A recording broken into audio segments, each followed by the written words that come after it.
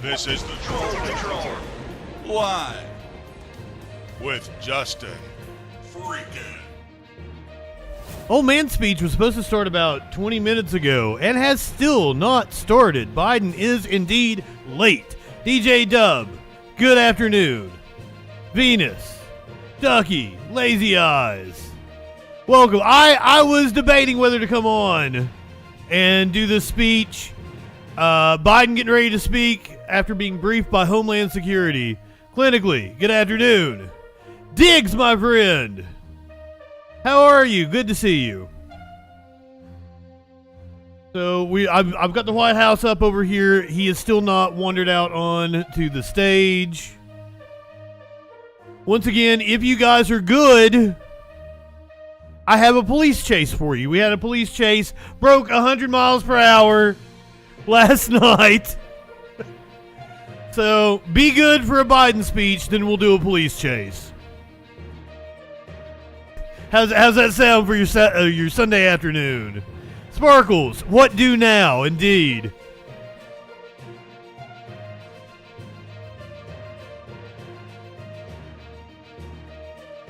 How are you not being good? What are you doing that's bad? I got accused of possibly being the shooter yesterday. Like, Justin, where were you at? I was playing Red Dead. Everyone in the Discord knew I was playing Red Dead Redemption 2 yesterday. Welcome. Good afternoon, everyone. Here is your meme of the day. Thomas Matthew Crooks watching the whole world roasting him for missing his shot. Now, if you guys are unaware, he actually didn't miss. Trump turned his head. He was actually perfect. His aim was perfect. Trump just turned his head at the exact perfect time. Zenated! How are you, my friend? Good afternoon. It is never too soon. Do you know where you're at? Mox, good afternoon. This is the Troll Patrol. If there is a way to be offensive, I will absolutely do it. Yes, all the right-wingers are proclaiming he was a lefty. All of the lefties are proclaiming he was a right-winger. Here's what we know. He was a registered Republican, but he was only 20 goddamn years old.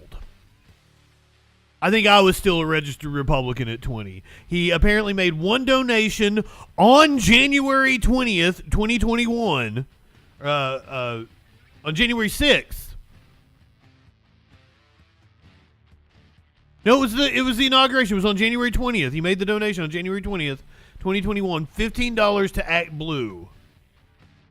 Now, he is seen wearing a shirt that is apparently a right-wing gun nut group, but tries to stay apolitical. They're not MAGA affiliated.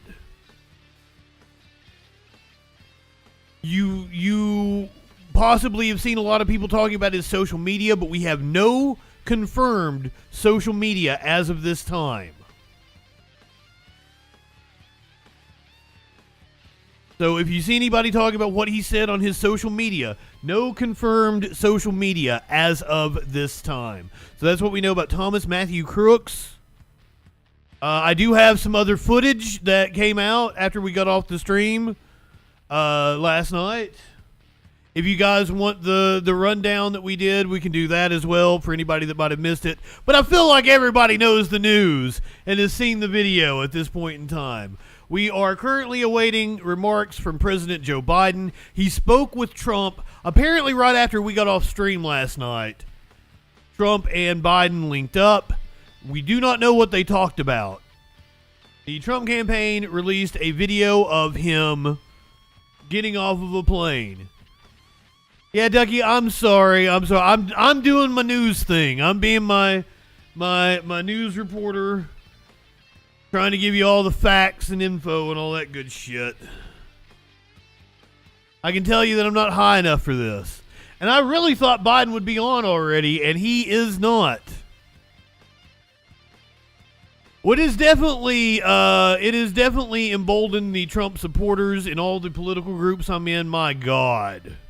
A dude already got a tattoo of the fist bump with the Secret Service surrounding him and the blood going down his cheek. A dude already got that tattooed. I think it was on the back of his, hold on.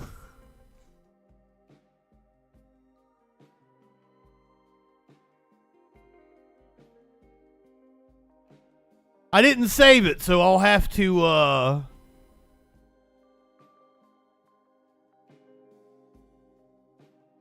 This is not, okay, multiple people have already got the tattoo, because this isn't even the one that I saw. Oh my God. The world we live in. Here's one of them.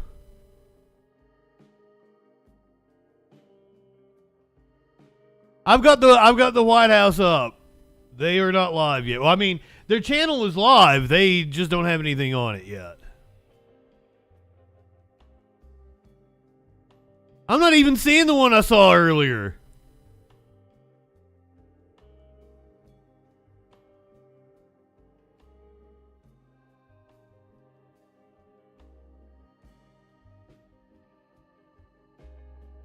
Yeah, not even seeing the picture of the one I saw earlier, but there's a dude that is apparently was at the tattoo shop as they opened up. Well, about 10 o'clock this morning, probably. I can't imagine tattoo artists like to get up early in the morning.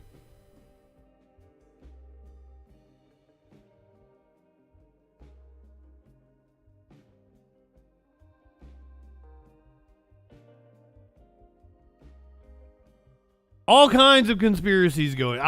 There is no reason to believe that this was some sort of false flag. As I've stated in the past, there's no reason to believe conspiracy theories when there are enough nuts out there, and we are in a plenty enough politically charged, dirty rhetoric on all sides. A crazy person, someone who is unstable, does not need, it's not out of the realm of possibility that the situation we're in can cause people to fucking snap and do something like this. As I said last night, I was 50-50. Could be a left winger, could be a right winger.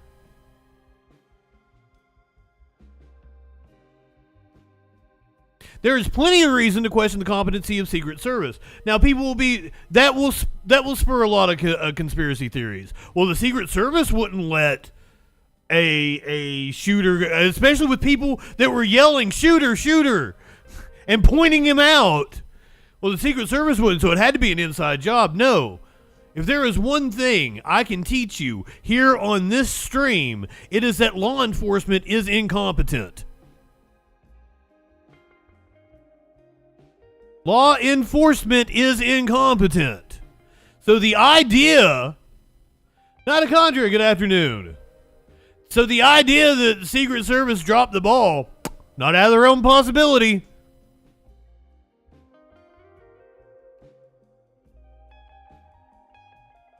Jim Cornette giving his opinion on the assassination, just to address this, since everyone is asking. No, I can't relate my real feelings on this, or I would be speaking to a variety of federal agencies. Use your imagination, and then double that, and you've got it.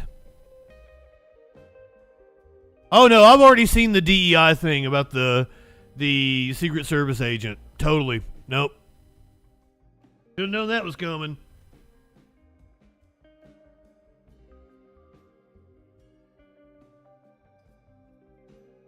I honestly doubt that Biden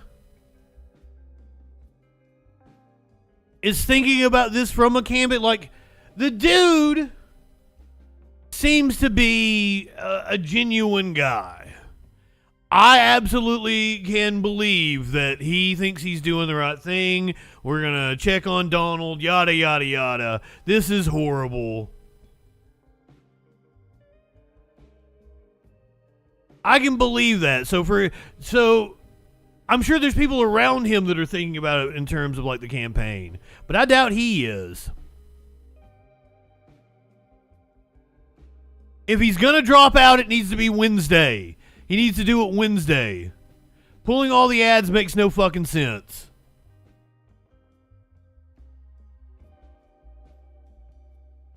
I even said it last night. I'm pretty certain the Trump campaign has sent out an email already.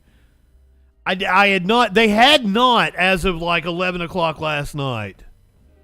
Yeah, Biden is going to try to take the high road, as always. Democrats always take the high road.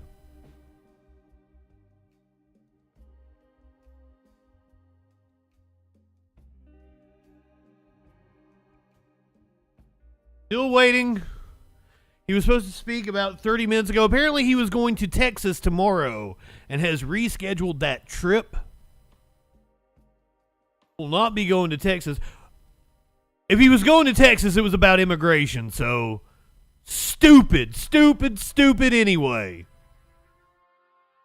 Why would you go to Texas to speak about immigration, Joe Biden? Go to Michigan and talk about abortion. Go to Wisconsin and talk about abortion.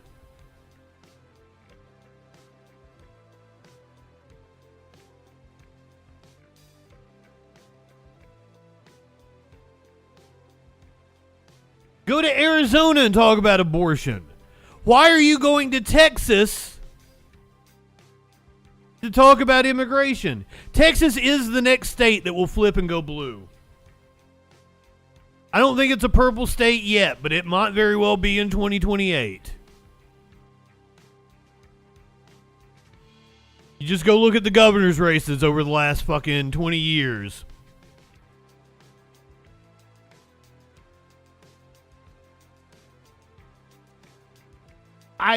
It's possible.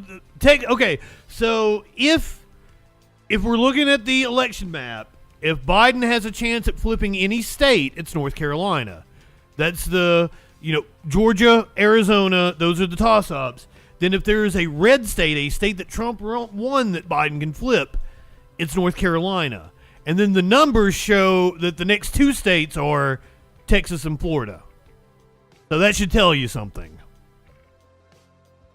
So yeah, the idea that Biden is going to be competitive in more states than he was in 2020, kind of outlandish. It's not out of the realm of possibility that he could win North Carolina. I think he lost it by 3 points. And it was a state that Obama won twice. So North Carolina, totally winnable.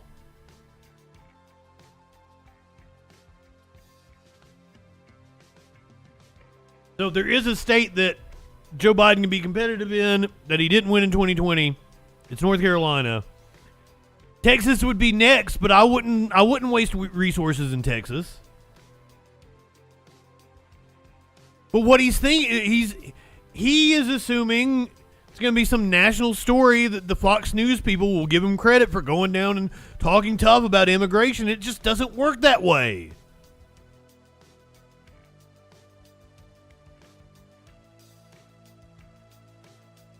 I really wish Democrats would get it through their fucking heads that they might as well just do what the left wants, because the right is never going to give them credit for anything. The right is never going to be like, oh yeah, thank you, Kamala Harris, for going down and telling immigrants not to come here. I literally had a right-winger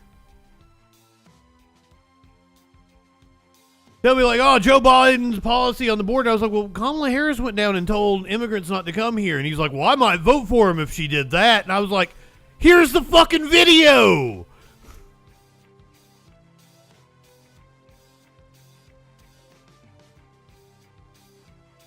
Venus, ding, ding, ding, ding, ding. That's it, lobbyists. That's why we need to get money out of politics. No, Mox, I absolutely believe Texas goes blue within the next 10 years. Hands down. Fucking Ted Cruz only won by like 3 points.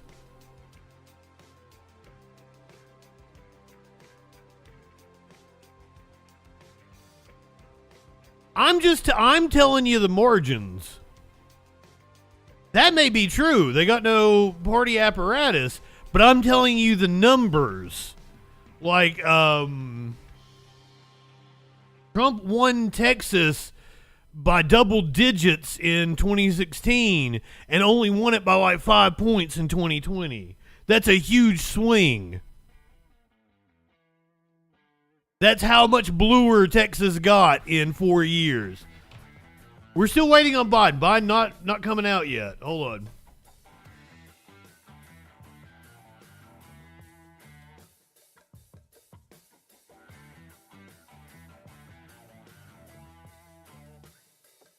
I'm sorry. He did not win it by double digits. He won it by 9 points. He won Texas by 9 points in 2016.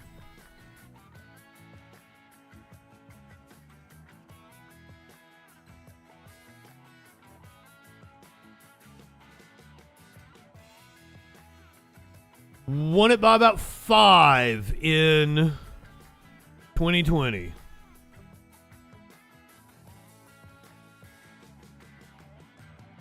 So cut the margin of victory in half in 4 years.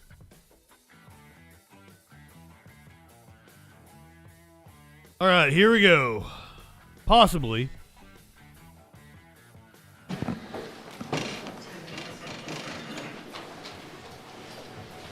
I'm not high enough for this ship.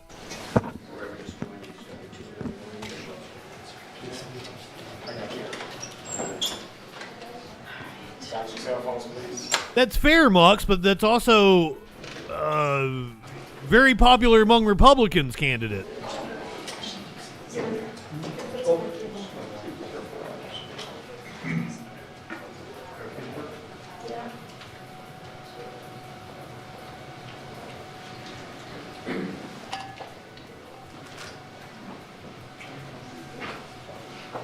That's too much to ask, I comment.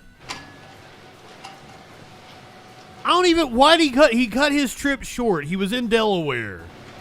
He actually came back to the White House about midnight last night.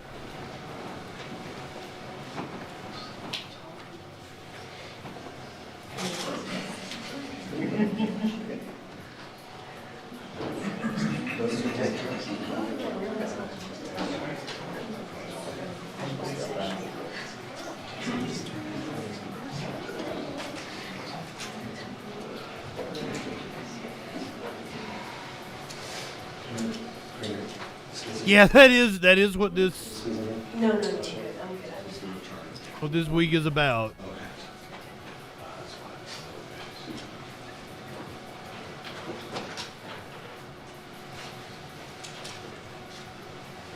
PBS with a little delay because I'm already seeing Biden walk out on the White House feed.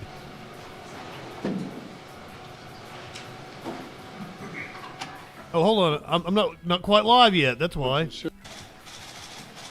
Sorry. Good afternoon. We were a little behind. Last night, I spoke with Donald Trump. I'm sincerely grateful that he's doing well and recovering, and we had a short but good conversation. Jill and I are keeping him and his family in our prayers. We also extend our deepest condolences to the family of the victim who was killed. He was a father. He was protecting his family from the bullets that were being fired, and he lost his life. God love him. We're also praying for the full recovery of those who were injured, and we're grateful to the Secret Service agents and other law enforcement agencies and individuals who risked their lives literally for our nation. As I said last night, there is no place You're right, in DJ America Dub. for this kind of violence or any violence for that matter. Republicans are already doing it. Assassination attempt is contrary to everything we stand for as a nation. Everything. It's not who we are as a nation. It's not America. And we cannot allow this to happen. Unity is the most elusive goal of all. But nothing is important than that right now. Unity. We'll debate and we'll disagree. That's not going to change. But we're gonna not lose sight, in fact, who we are as Americans.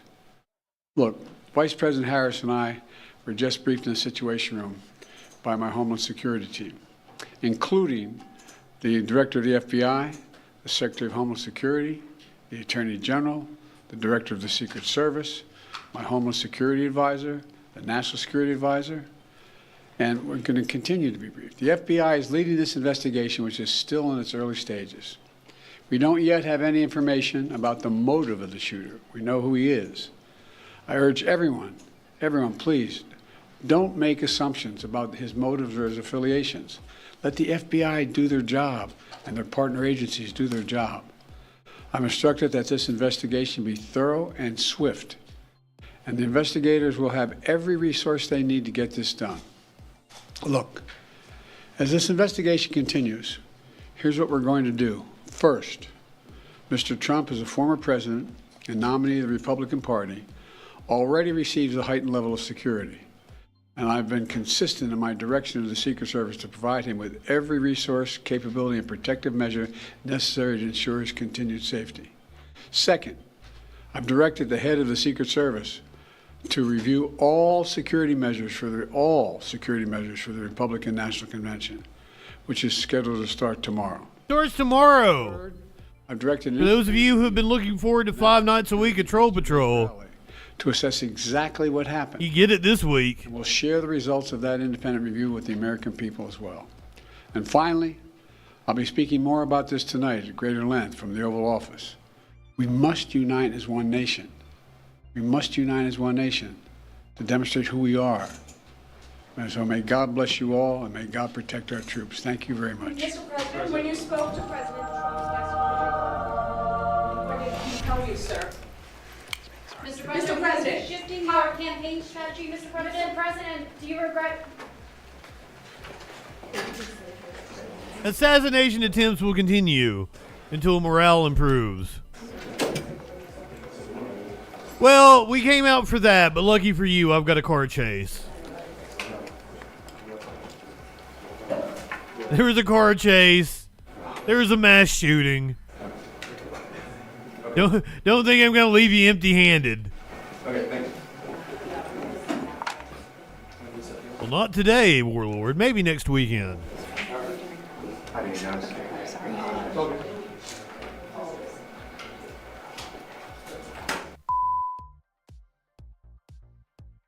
Okay, so, like, I think I make funny quips while I'm playing video games and shit, but, like, I can't do better than Arthur Morgan. Like, Arthur Morgan may be my favorite fucking character in the history of any video game. He is so goddamn cool. Snicks, good afternoon. He has the best one-liners. I don't like Marston. I definitely prefer 2 to 1 because I think John Marston's a fucking little bitch.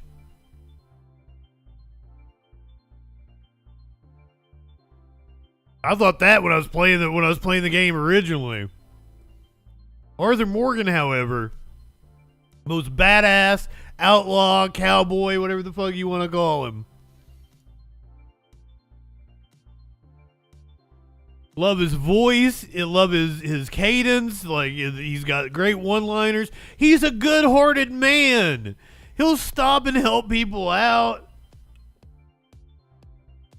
I rode a wagon of women's suffragettes through the town of Rhodes last night. Arthur Morgan out here getting political, helping women secure the right to vote.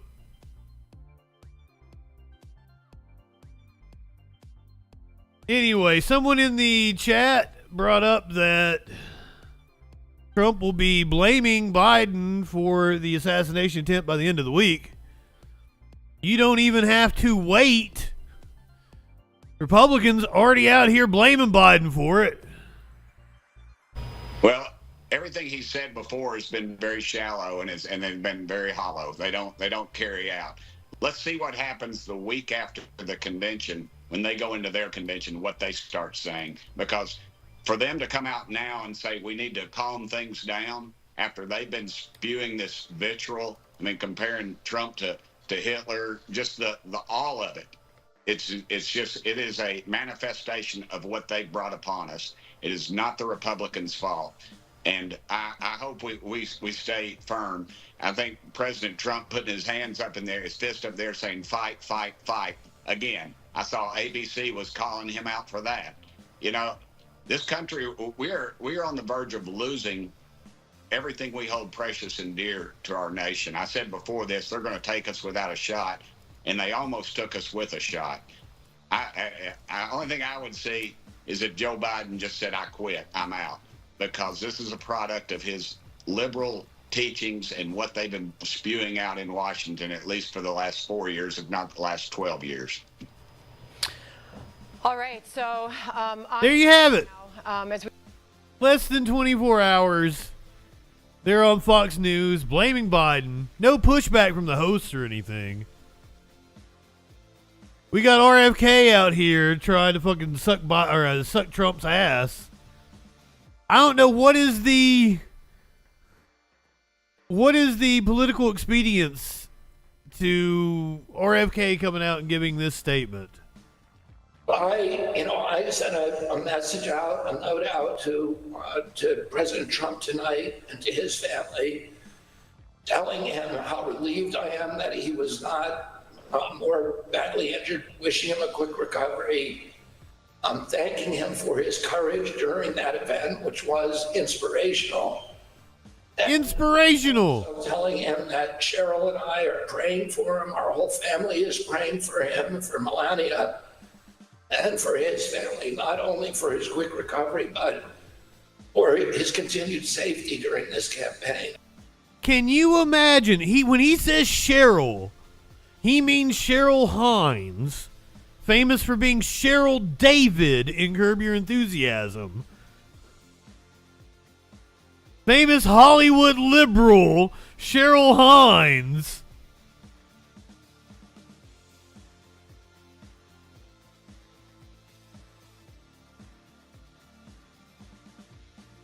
We've got the reverse angle now. As I said, I've got all kinds of new footage. It's a big club and you ain't in it. Carlin, correct. Happened to our country, probably 20 million people. And you know, that's a little bit old, that chart. That chart's a couple of months old, and if you want to really see something that's said, take a look at what happened.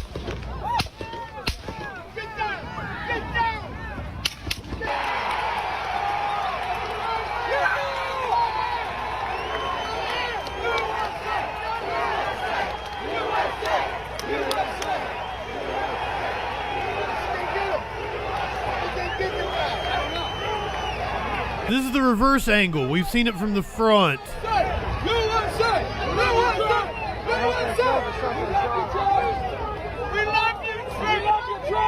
Happened to our country. We love you, Trump. Probably 20 million people. And you know, that's a little bit old, that chart. That chart.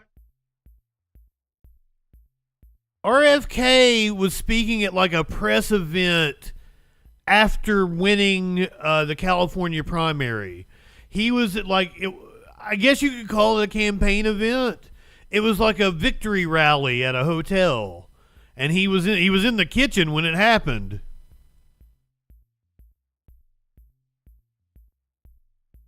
And you know, that's a little bit. He's going down!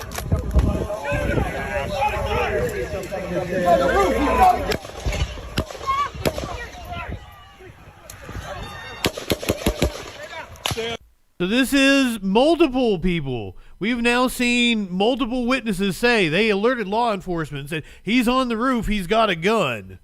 So what a wild failure by Secret Service. And you know, that's a little bit. He's going down!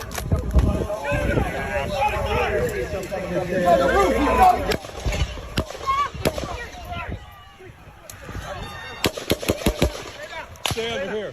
And you know, that's a little. Insane. We actually have someone apparently got cell phone footage of the shooter on the roof. TMZ was able to obtain this footage.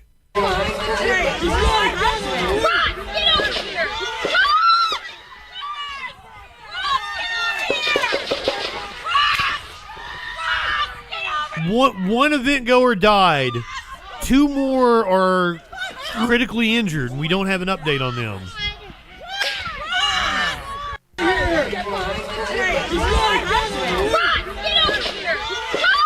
So there he is as he was shooting.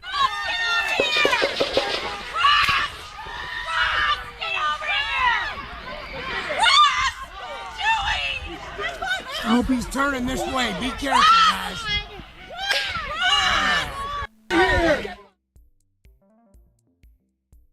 So, when you say 4 seconds, DJ Dub, here's the weird thing is like, I didn't save those videos I had up last night. Where's the... Go back to the BBC interview if anybody hasn't seen it.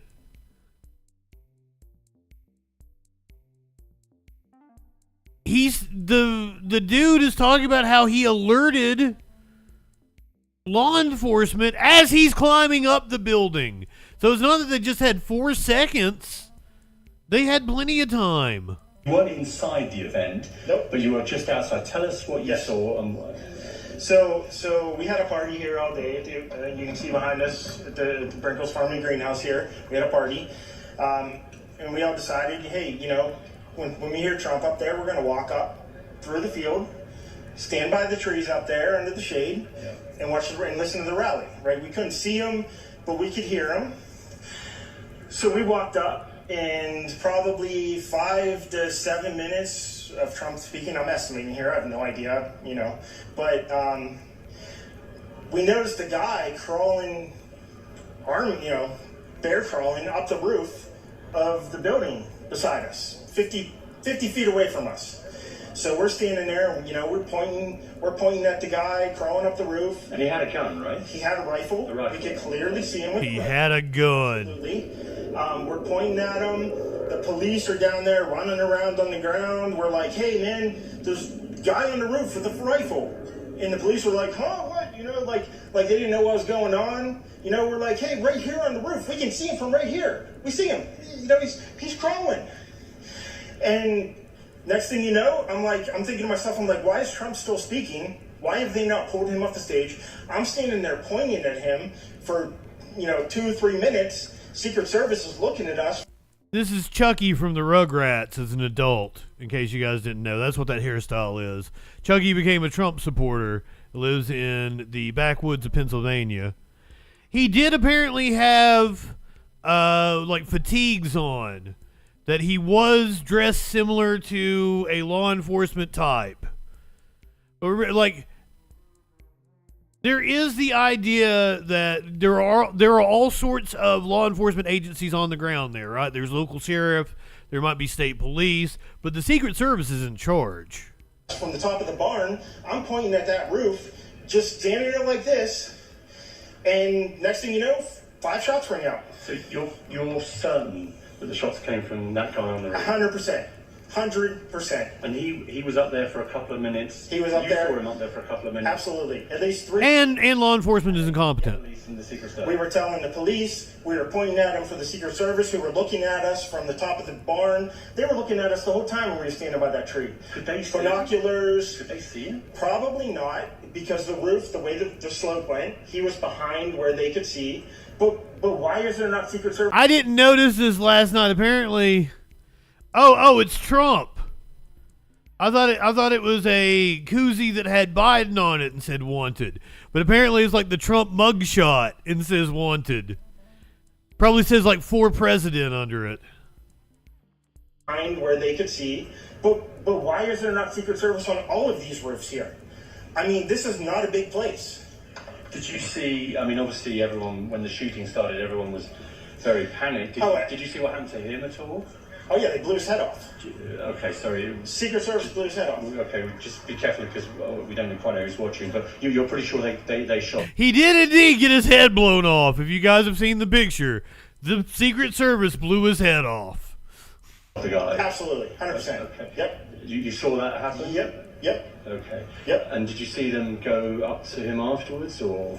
They crawled up on the roof. They had their guns pointed at him, make sure he was dead. He was dead, and that was it. It was over. It's incredibly shocking. The guy was on the roof right there. You can see the white roof right there. Did you get a look at him? Could you? No, other than he was in muted colors. Yeah, I did not show the pic. We saw the rifle flinging around. Politically made me post the link in the chat. I mean, do you know about guns? Do you know what kind of weapon it was? Oh, I absolutely know about guns, for sure. It was a rifle of some sort. I wouldn't know, I wasn't close enough to read the label on it, but, sure. But it was a rifle of some sort. Yeah, absolutely. So what do you do? He absolutely knows about guns. I don't know what to say, man. Okay, well, it didn't blow his head off. His head's still attached. If I walked up close to there, It's not a whole head, though. Secret Service considered a problem, I wouldn't be standing here talking to you right now.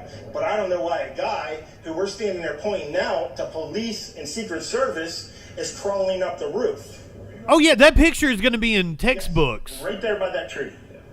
We were outside the security perimeter. But my question is, there's only a few buildings around here. Why is Secret Service not at every building here? Well, there's a whole bunch of questions I think that are going to come. There's a whole bunch of questions. Yeah. Yes, she was right in front of me. She kept going back and forth right in front of me. Yes. Tell us about her. I mean, nice horse, nice lady running with a flag. Very, patriotic. But what's the significance of her? No, he asked me if I saw a horse. Okay. I'm sorry you had to witness that. That was a terrible thing. I've seen a horse before. Stay safe with your family and Gotcha. help yourself. Thanks for your time. Man.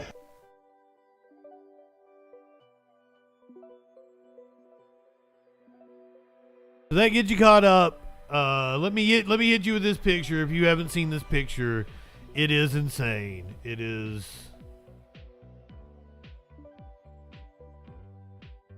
Also one that may be in textbooks. That is the bullet whizzing by Trump's head. This was a New York Times reporter that had apparently worked in the White House press corps. Follows presidents.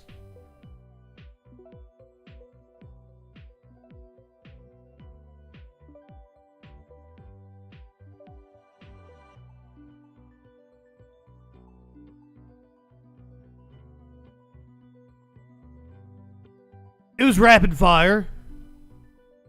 When you're at like a sports event or something like this, you have a really fast shutter speed, and you've got your lens open, so you're taking shot. That's how Trump's moving there, but you're not getting any tracers or anything on his hands.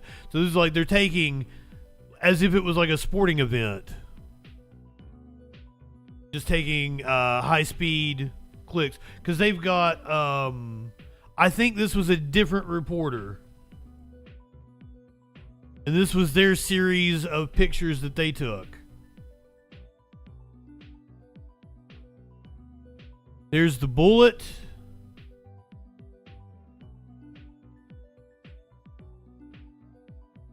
This might be the same. This might be the New York Times reporter then, because that is the same picture. There's the bullet. There's him grabbing his ear. There's him pulling back, and there's the blood. This is like they took 3 pictures.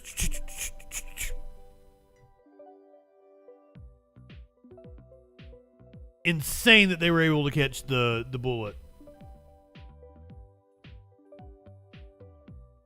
Since we are, since we're talking about a assassination attempt on a former president, let's look at a history. CBS News gave us a history on attempted, a history of assassination attempts on presidents and presidential candidates. Joined a list of U.S. presidents, former presidents, and presidential candidates who have been the target of assassination attempts. According to data compiled by Congress, 7 seriously lucky presidents, and that includes Trump while he was in office and current President Joe Biden, have been the targets of assaults, attacks, or in this case, fuzzy face assassination attempt. Out of 18 recorded attempts on the lives of presidents and candidates, all but 2 involved firearms. And in every case but one, these assailants acted alone with no broad conspiracy. Joining me now is Hey now, are we talking about JFK? Washington Investigations editor and author of Rawhide Down, the near assassination. RFK don't think Sirhan was acting alone. The last time that the nation witnessed an assassination attempt on a U.S. president was Ronald Reagan in 1980. Talk to us about the historical. My generation loves William Hinckley. In terms of how it changed the country and how it gives us context for understanding what we witnessed yesterday. Well, there are a lot of parallels between what happened in 1981 and yesterday in Butler, Pennsylvania. In terms of like the historical significance, that assassination attempt, Reagan came within an inch. The bullet was lodged an inch from his heart, a split-second decision, and a split second from dying, right? He lost more than half his blood. I believe that Oswald was the shooter, that there was one lone shooter in JFK. I believe there's more to the story of why Lee Harvey Oswald was that shooter. There's way more to it. I don't believe there was a shooter over on the grassy knoll. I don't believe that the CIA might have had a hand in it, but I don't think they were involved in the actual shooting. That was Oswald. But there's more to it. We need to know more about Oswald and who put him in that position to be there that day. In that, the American public really had a lot of sympathy for Reagan. He built up a lot of sympathy. Obviously, he has been shot, but also it built a bond with them because they heard about how courageous he had been. For example, he was. No, I've seen people have been talking about like this is going to make Donald Trump more popular. Apparently, Ronald Reagan got a boost for 2 months, and then was back to his polling pre-assassination attempt. And then the other presidential candidate was Teddy Roosevelt, and he lost. Cracking jokes in the emergency room before being wheeled into surgery. He saw his wife and said, "Honey, I forgot to duck." Reprising a line from Jack Dempsey, the heavyweight champion in 1926. He joked with his advisors before going into surgery. He gets into surgery and he wants to calm everyone down around him, so he dramatically takes off his oxygen mask, looks at them and says, "I hope you're all Republicans," to all the doctors around him. The public hears this, and they truly realize that, this guy was pretty courageous. He couldn't fake that stuff during this event, being shot and nearly killed. And it really built a bond with the American people that lasted through the rest of his presidency. Reagan believed he'd been spared for a purpose and dedicated himself and his presidency to the threat of nuclear weapons. And you can see that through all 8 years of his term. Which crashed. What we don't know now. I mean, there was already an iconic image taken by an Associated Press photographer of Trump pumping his fist on his face, the American flag flapping behind him. Will this resonate in that same way? Obviously, Trump wasn't nearly as badly wounded. Reagan spent 13 days in the hospital. Trump spent a few hours, was hit in the ear, not the chest. And, we're much more polarized now. So what I'm looking for in the next 2 weeks is to see how does this resonate with the public, and not just his core supporters, but everyone. I want to dig into that more with you. But first, I just want to talk a little bit about how this happened, because I wanted more history of assassinations. President Reagan in front of the Hilton. Former President Trump was in an open space. Also, the last 2 high-profile active shooting incidents at political events were in open spaces. I'm thinking history of assassination attempts on presidents and presidential candidates. I was expecting something completely different than what we are getting. We already knew all this information. I didn't need you guys to report on what happened at his rally yesterday. Hombre! Good evening, my friend. I said it on stream last night. I was like, it's 50-50 whether he's a crazy lefty or crazy righty. Because it was just as likely for it to be a right-winger as it was a left-winger. It looks like I have been validated in that belief, but not into. I want to hold off on judgment. And as of a couple of hours ago, we had no confirmed social media to know if there's a manifesto or that we have any idea what his political leanings are through a series of posts. So if you see people talking about his social media, there has been no confirmed social media as of a few hours ago. Fair enough. I didn't know what the fuck I believed at 20, and I was probably more in tune with news and politics than the average 20-year-old. And I didn't know what the fuck I believed. About the 2011 shooting of Gabby Giffords at a supermarket parking lot in Arizona. And of course, the 2017 shooting of Representative Steve Scalise. That was at a congressional baseball game practice in Virginia. Is it possible to secure public areas for these politicians, given... Fair enough, Mox. Fair enough. When I say left, I meant nominally left. Well, there's always a give and take. So in 1981, John W. Hinckley, who wanted to shoot the president and actually thought about shooting Carter, who wasn't really motivated by politics. He wanted to impress Jodie Foster. Right. He got within 15 feet. 15 feet. That's a distance of a free throw in basketball. He got within 15 feet. Unscreened, right? So that event, they push everyone further back. Everyone's further back. Now you can't get into an event after 1981 with the president without a magnetometer. You have to be scanned, everything. In this case, there's clearly something went wrong because no one should have a free sight line on the president from 150 meters or so. That's how far away this guy was. Mm-hmm. And they're going to be doing some serious examinations, having pushed them back. Once again, I have been to events for Clinton and George W. Bush. He wasn't in the event, right? Nor was I've seen the fucking rooftops. I have no idea how this could happen. Public. From there, you're talking about the baseball game, the practice. I mean, those were obviously lower level. They have protective detail there, which saved their lives. But in this case, there's also the push and pull always between the candidate and the Secret Service. If the Secret Service had its way, these would all be indoor events. You know, everything would be magnetized. I was president of the Young Republicans when I was a senior in high school. I get out, I start smoking pot, I'm listening to Tool. Tool introduces me to Bill Hicks. I'm starting to really get into Carlin, Pryor, Eddie Murphy, shit like that. So that's what really starts radicalizing me. This is about 2002, 2003. I sucked in high school, yes. I really, really sucked in high school. And I really cared what people thought about me. Complete night and day person from who I was in high school. So I get out, I start smoking pot. This is 2003. We're invading Iraq. My buddy shows me Bowling for Columbine about that time. So this is probably about, a year before Fahrenheit 9/11 comes out.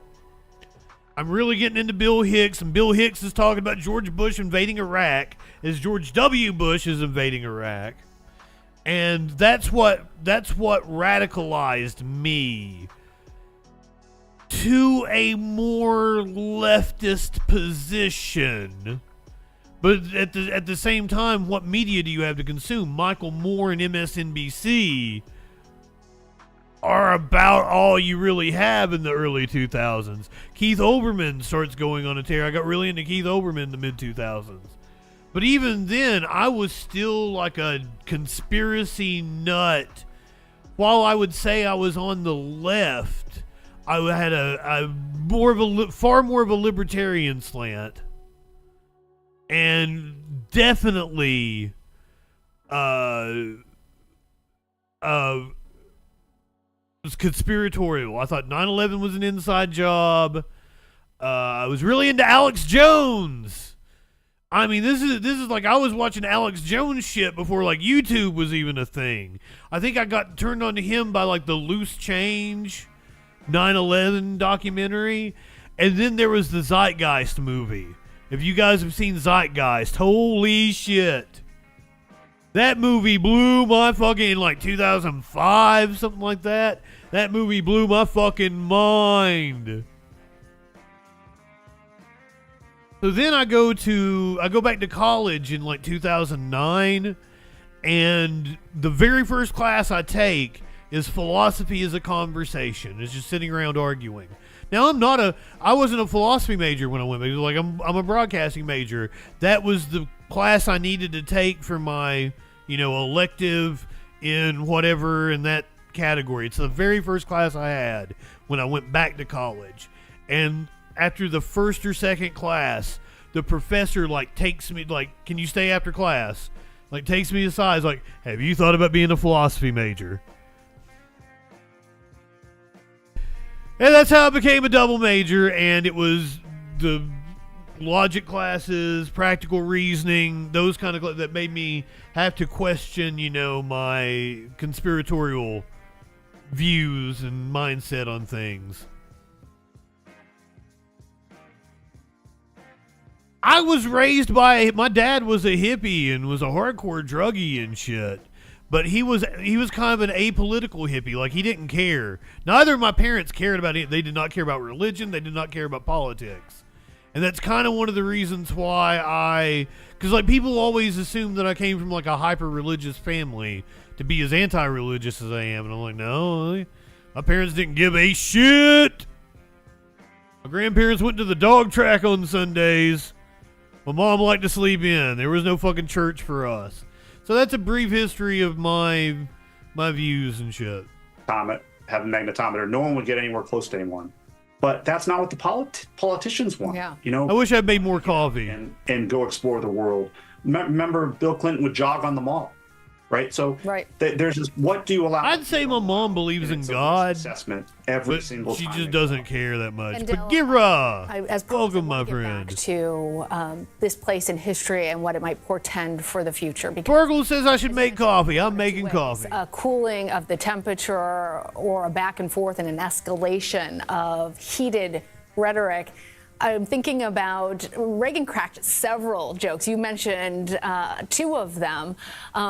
But it had the effect of taking down the temperature a little bit, of allowing the nation to breathe and see the president was okay. He was cracking jokes. Given what you're seeing now, do you think that our nation will head towards our better angels? It's much different times now. Social media, everyone thinks they have an opinion. Everyone's piling on. I'm on text chains with relatives and friends who think this is a conspiracy already. Caramel truffle. The world is a much different place than it was in 1981. And Reagan understood his place in the world, and he was fundamentally a nice person, right? He was not, he was a tough politician, but he also understood, like, he wanted to connect with people and how to do that. And, the faux outrage from people on the right, and it's selective. I can't believe this wasn't a history of presidential assassinations.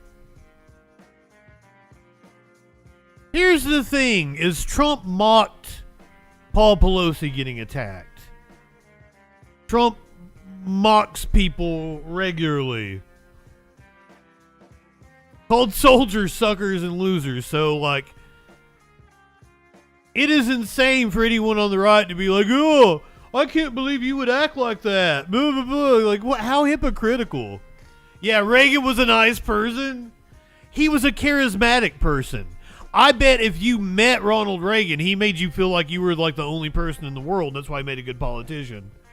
I've said this before, like, as somebody who's met a lot of politicians, the good ones, you'll meet them once, they'll remember your name. You see them 4 years later, and they'll remember, call you by your fucking name. Ask you how, your mom was sick last time I talked to you. How's she doing?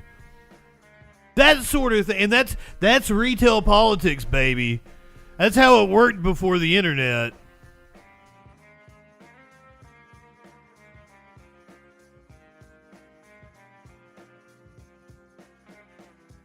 I bet Reagan was nice if you met him in person.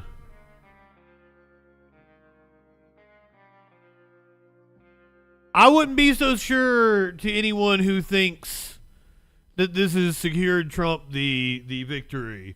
There's a long way to go. It's going to be a long 3 months. 3 months at this point in time. Drake, good afternoon.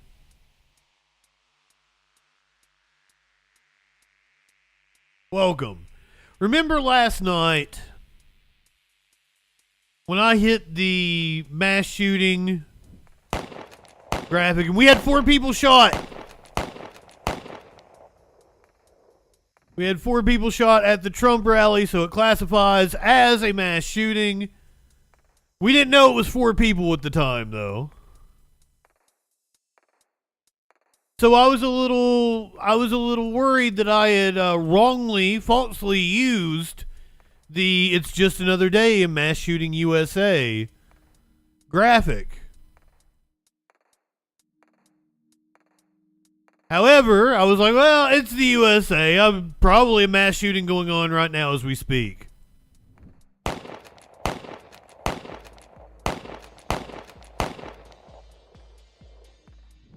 Wouldn't you know who won the pony?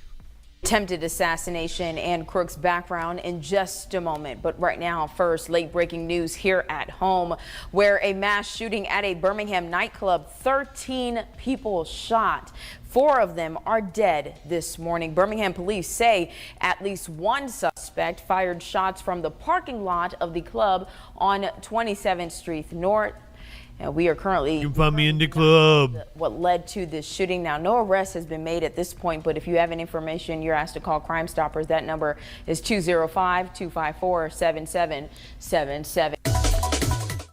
So I should never make apologies for using the "It's Just Another Day in Mass Shooting USA." Just randomly using it is probably going to yield the results. It's probably gonna be accurate no matter when I throw that up. Just throwing it out. I struggled to get that one out, didn't I?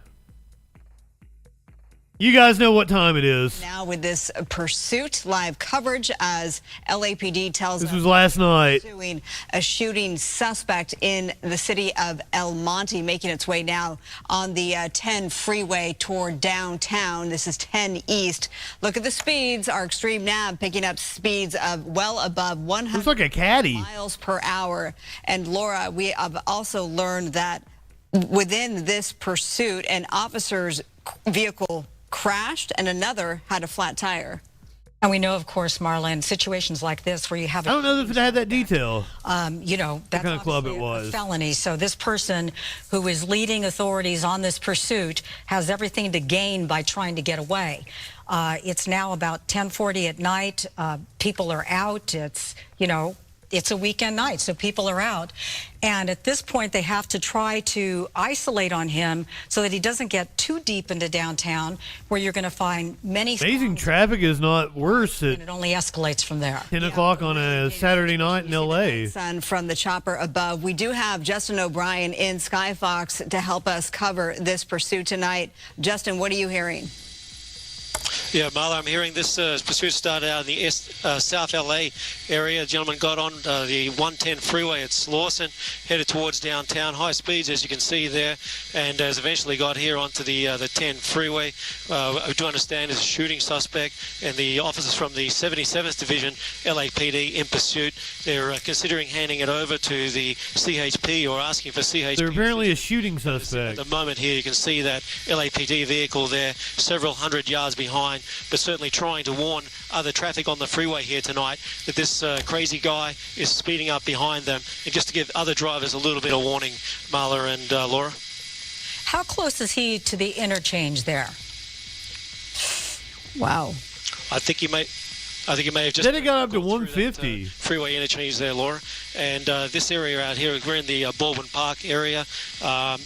The LAPD vehicles, they're trying to keep up. They've got their own issues, obviously, trying to speed. They want to drive as safely as they can.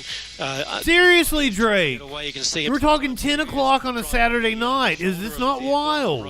Obviously, that's a very dangerous place to be. Lots of debris. Could certainly get a flat tire quite easily. And wow, that guy speeding up behind him so quickly. Let's just hope this guy gets off the freeway somehow, runs out of fuel, does something, bring this thing to an end before somebody gets hurt. Yeah, that could very well happen, given... Was there an event going on in LA last night that might have had... Taking to the shoulder at times to stay away from... I guess that's possible, right? Of course, as we zoom in and see that night sun, it looks like tinted windows. Taylor Swift playing at the... sedan. I know we're working to get the make and model. Staples Center? Cadillac? Okay, so I am being told that is a Cadillac. There's shit going on in LA all the time. There's still fucking traffic. What am I thinking? A male driver is known to be a shooting suspect. LAPD is the lead agency weaving in and out of traffic on the eastbound 10. It's really like a game of Frogger here. And okay. Laura, when we talk about bringing these things to an end, the options are the pit maneuver or spike strips, and given the amount of traffic, neither, and the speeds, neither are really a possibility. Really, sometimes the safest course of action is just to hang back, right? Because at the end of this, if someone gets injured or killed, as we've seen in some situations, it's not going to be worth the attempt to try to arrest him.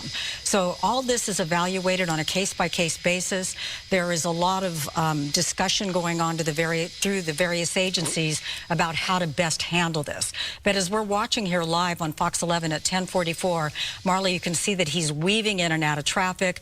He's gone as high as 112. He's at 106 right now. Oh, gosh. And he's moving at speeds. Oh, gosh, he's right there. Yes. That was like weaving, threading a needle. Yes, he's sandwiching himself in and out of traffic, and people who are driving along who don't necessarily what's going on behind them, right? So suddenly, all of a sudden, you're in harm's way. Justin, we know that this has already proved to be dangerous in that an officer's vehicle crashed, another got a flat tire. What do we know about that? They know I'm watching them. Watch this driver drive erratically on the 10. Yeah, Marl, as we know, we believe the officer somehow crashed a vehicle on the 110 freeway, I believe, and then another officer, as you said, living on the 110. There is some reports possibly he may have fired a weapon at police.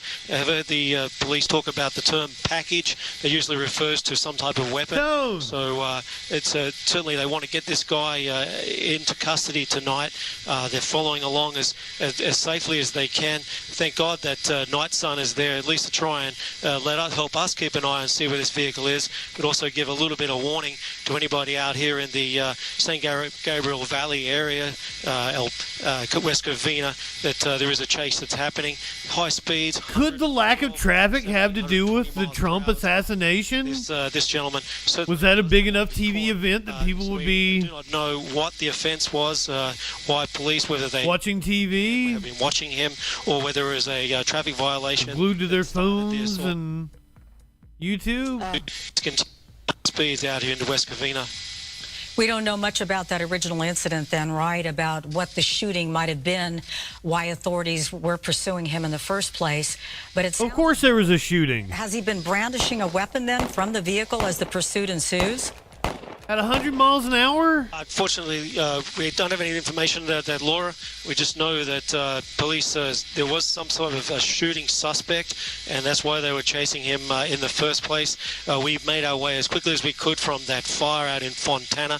We were listening on the scanner, and we just heard the Big police Bobby obviously run into a little bit of trouble. And if I pull out wider, you can actually see a little bit of distance now between the LAPD vehicles, and it appears they may have actually gone into tracking mode. I don't see any flashing lights behind there. So at this stage, this guy here is running from his own shadow.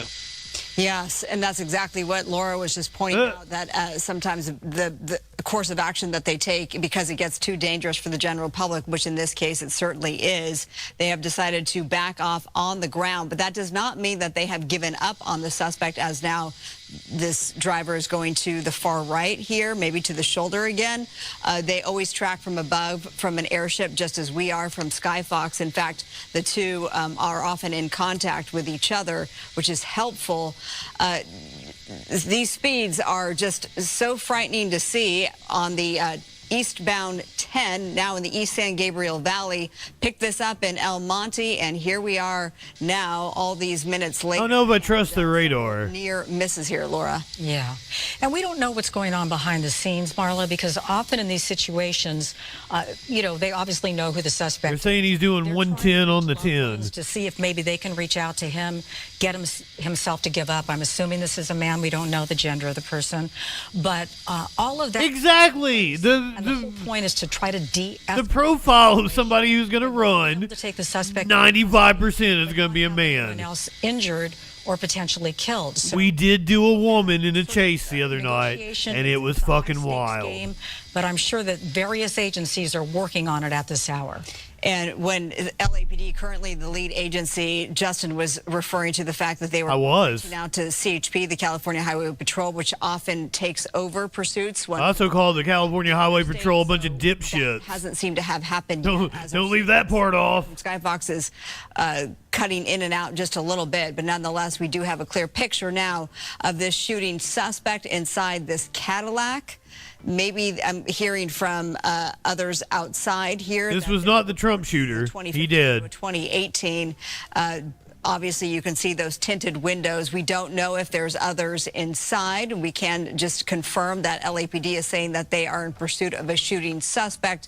With that said, this makes us even more dangerous, and they do always assume that the suspect. Hey, Bobby, what kind of boofing do you do? Take that into consideration as they try to decide what their next. What sort of things are you sticking up your ass, my friend? You know, it's 10 to 11 right now. I've got some advice for you before you boof. Saturday night. It's been warm in Southern California, so all of this has to be considered as authorities try to decide their next step.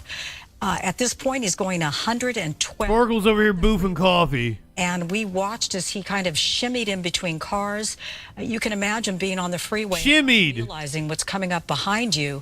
Very little time. Yeah, blue hives aren't a thing. It's really actually in the hands of the person behind the wheel of this car. You're talking about, he's pretty much deciding the safety of anybody else on the road that he encounters. And as we've covered these pursuits over the years, we hear from law enforcement on if you do find yourself driving and you see a pursuit suspect, just to stay away. And if you can, if there's enough time to merge to the right, but often that's not the case. You don't have enough time. They're just coming up right behind you. But do not try to also be a hero. We've seen that where others try and help law enforcement. That can only hinder the chase, the pursuit, and then also put your life on the line as well. We certainly don't want that.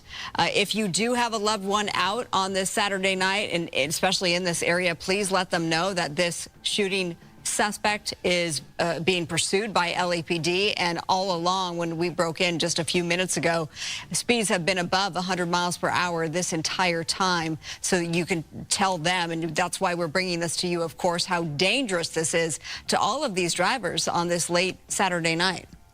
And we believe at this point it's still the LAPD as the primary. He says a hundy, but I don't know if I believe it. That they might switch over to the CHP. Hello, good afternoon. Also, yes, and they decide even if you aren't moving something, wash your ass. At this time, he's going but you do want to particularly wash your ass if you're going to do any kind of ass play, or you're going to be sticking anything up there, you know. In a shooting. And authorities would certainly place that at a high. Be considerate of your partner. Because somebody who has allegedly committed a crime like that. Unless they're into that sort of thing. He certainly doesn't want to be taken into custody because the full force of the law will be upon him. He's taking to that shoulder again, doing whatever he can. Now he's in that lane, the far right lane, passing vehicles left and right ever so precariously. Now we're hearing that there are multiple people inside this Cadillac that is being pursued by LAPD. And while I'm saying that, I also want to bring to your attention that just in the last couple of minutes from our crew up in Skyfox, we are hearing that. You know that Artemis has a bleached asshole? To back off this pursuit and go into what they call tracking mode. So they will track this suspect from the air, from We're in tracking mode above, because it's just gotten too dangerous for officers to pursue this very dangerous shooting suspect. Favorite character, like my favorite ancillary character in anything ever is Artemis. Originated. Now as we zoom in, you can see a profile of the shooting suspect there behind the wheel. We're hearing that this all started in South LA. We picked it up in El Monte. And with the fact that there are more than one person in sounds like a cheese. Of course, that makes it even more dangerous. So authorities have to consider. Give me some El Monte Jack. About the suspect at the wheel, but with other people in the car, we don't know their ages. They have to be especially careful because any move that they might make that could precipitate that this situation, which is already crazy and dangerous, could escalate. All three of the cats are just asleep, like right here in a row. Discussion being held at this point. It seems that they're taking a cautious approach. It seemed for a minute there, Marla, it was starting to slow down, but now it's picked up again at 110, 110 miles per hour. Yeah. Okay, so current location, if you're just joining us, this is the eastbound 10 now in Ontario. We have police specialist, longtime law enforcement officer Tim Lynn joining us on the line. Tim, right when you're joining this is the slowest we've seen this shooting suspect go in the 70s. Speeds have been well above 100 miles per hour. How do you bring this to an end? Yeah, this is going to be very difficult with these speeds and the way he's weaving through the traffic. It's going to be almost impossible to get ahead of him to put out a spike strip because that's pretty much the only option they have right now. But being jammed in here now, looks like he's getting into construction area. They may have a chance here as the lanes reduce down. And like this is like the 7th police chase we've watched points are in the last week. They have one of those coming ahead here on the East 10. They're going to probably use it. But with all these other vehicles on the road, it'll make it very difficult for them to do that. And Tim, as we just got the news that there are multiple people inside of that vehicle, how much does that weigh on the minds of law enforcement as they're trying to bring... They've all been in L.A., Drake. Well, as far as except that one was in Washington. Worried about when it comes to an end and how many people are coming out. And as you were saying earlier, this is a possible shooting suspect out of the LAPD area. They're going to try to figure out which is the suspect is the shooter. Now, normally on these situations, now he's getting into that construction area. It's very dangerous.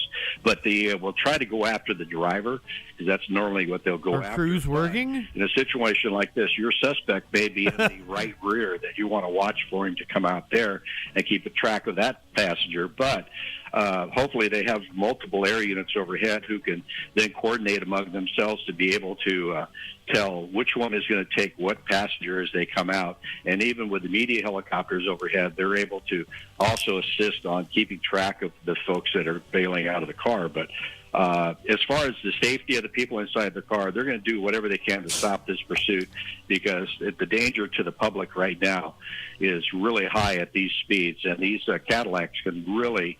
I thought it was a caddy. With the with the engines and the rigging that they have in them. They're very quick vehicles, very fast from the start, and it's very difficult sometimes to keep up with them, even with the helicopter. But at these speeds, now reaching 120 miles an hour, the chances of a very bad crash at the end is very high. So they're going to do everything they can to get it stopped. 125 miles per hour on this Saturday night. This is eastbound 10 in Ontario. It is so frightening to watch as all of these drivers have no idea. He's got 133 and 2/3% chance of getting away. Suspect, no less, is coming up right behind him. Tim, when we're talking about the use of spike strips, it's 166. It would be wonderful if that could help bring this to an end and stop this dangerous driver. But now that we're hearing that LAPD is potentially in tracking mode, what do we do from there? How long does that last, or walk us through that? That'll last as long as they have air cover on this. And what will happen is the LAPD ship that's overhead will start communicating with the agencies that are out in the Ontario area, such as Police 20, which is the Ontario ship, to take over, or 40 King, which is the San Bernardino helicopter, and coordinate with them to come in and take over the pursuit once their fuel situation gets to a point. And I'm just checking the radar system here and looking, and Flo, I've wondered that many times when we've watched from Pomona Police shit Department. like this. So they're staying out of the pursuit. But here's the thing, is you're applying logic to a situation where someone is probably not behaving in a logical manner. They didn't rationalize their decisions. Directly with each other. And Libertad, good afternoon. 20 minutes of fuel left, can you come assist? And then that unit will seamlessly come in, pick it up, and then the McAdoo. Are you talking about that girl that was to Ontario to get fuel? The woman that's the head of the Libertarian? These things get handoff all the way up the state with the Libertarian Party that are in the area. And at this time of night, this is the prime time for the helicopters to be in the air, so you're going to have plenty of support out there to the party chairwoman. You know, a very large county with a very large air resources, so they'll be able to pick this up. So as far as it getting away, I don't think a lot of people. Okay, so until it runs out of. She moved to Trump. What? Yeah, but the speeds right now are. I could tell you from having sat in a police car. She's not even going to support the fucking Libertarian candidate. You're having to drive through people who have just had somebody go by them at 120 miles an hour. Now they're all. What kind of party chairwoman doesn't support their own fucking candidate? Making a transition here on the. And for those of you who don't know, he's like a leftist. When he comes around here, and hopefully libertarian. He's still pretty shit on several things, but he thinks Black Lives Matter, and he wore a mask. But the way he's driving. that's what got him ostracized. End up running out of luck. Sitting gal. Now, Tim, initially we thought that he was on the 10, he might go to downtown. He's obviously going the other direction. He's going towards the IE. That is a bit of a break, right? Because there should be less traffic out that way. Rancho Cucamonga. Lives in jeopardy. Well, yeah, the traffic will thin out. They'll make it easier for the officers who are in vehicles trying to keep up and trying to parallel this to be in the area. Now, all the local allied agencies are being notified of this. Hey, Drake, does everybody out that way, do they, like, stay on Surface Street? if they see a helicopter with a light, they know what's going on? Heading up because this happens so frequently. Take them up it's like it's not a weird occurrence to people. I tell you, that Cajon Pass is very dark at this time of night, and if the LAPD helicopter pilot is not on night vision goggles, it's going to be very difficult for him to fly through that canyon, working its way up into Victorville. The only way possible without aid for the pilot would he'd have to climb very high to be able to keep visual reference going through there. So right now I'm hoping that they've made contact with San Bernardino County Sheriffs to come out. Oh, shit, I didn't know he was open border. I mean, that is the wrap it up, and we are going libertarian position tonight, helping cover this pursuit. Wait, what? On the 15 in Rancho Cucamonga. CHP now officially taking this over from LAPD. Tim, Lynn, we appreciate your wrap it up.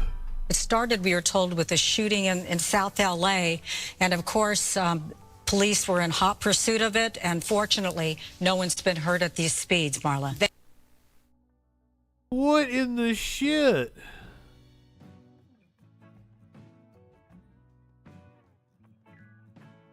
I hope this has the ending for us.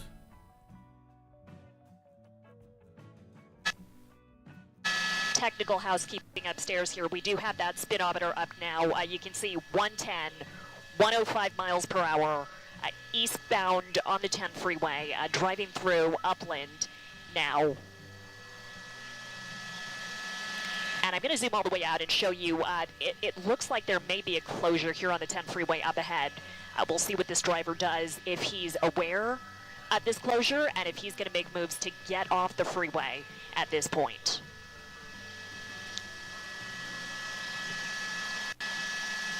They may not have been able to. It looks like all of them cut off.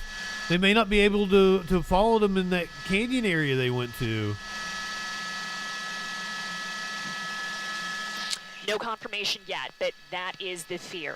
And this is especially dangerous because the ground units in hot pursuit of this vehicle, they don't have their lights and sirens on. So other drivers here may not know there is a pursuit on the freeway. And as we're slowing down, it looks like this driver is going to keep on weaving in and out of traffic. And it looks like he may be making moves to get off the freeway now. That, or he's just trying to find a way.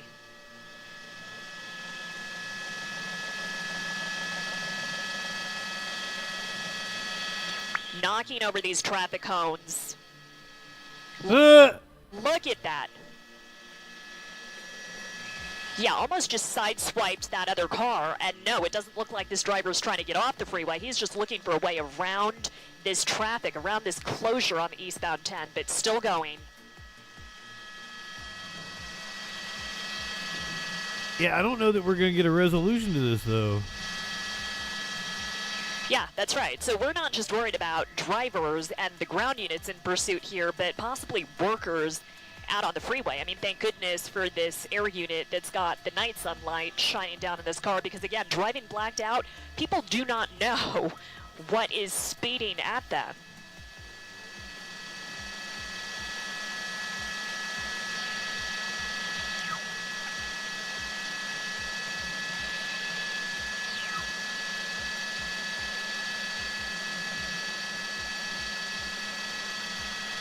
Yeah, we don't get a resolution. It cuts off.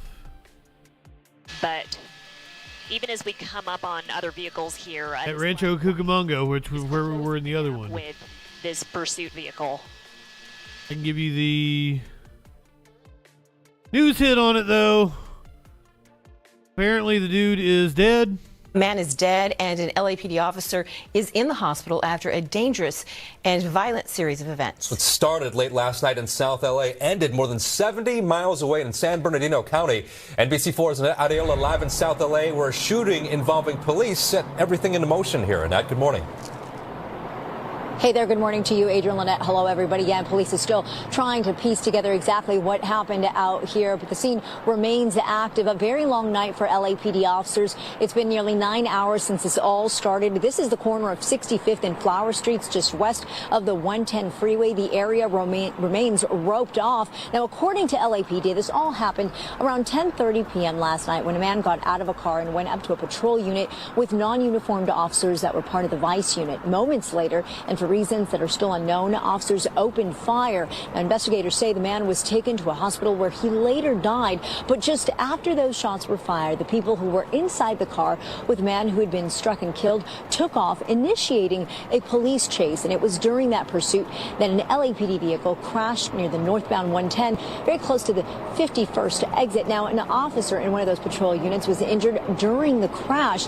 Fire trucks and paramedics arriving within moments, and the injured officer was taken to a nearby hospital where they remain in stable condition. That is what we're told right now. Now, despite the crash, the chase continued all the way into San Bernardino County, the car jumping onto the 10 eastbound and then taking off on the 15 freeway. Now, the pursuit finally came. So it was the Vice unit, so it probably was something having to do with drugs. And it was some sort of deal gone wrong. LAPD shot one of their friends. They're running from the LAPD. They shot one of their friends. They may have not even known they were cops at the time, or maybe they did. Came to an end near the 138. It's unclear right now just how many people were in that car, but the LAPD says they were all detained. Again, this remains under investigation, but we are told that the officer that was taken to the hospital remains in stable condition. That is very latest. Reporting live this morning from South LA, I'm Annette Areola for Today in LA. So my apologies that we did not have a conclusion to the chase, that we did not have video of what happened at the end of the chase. We watched 20 minutes of that shit.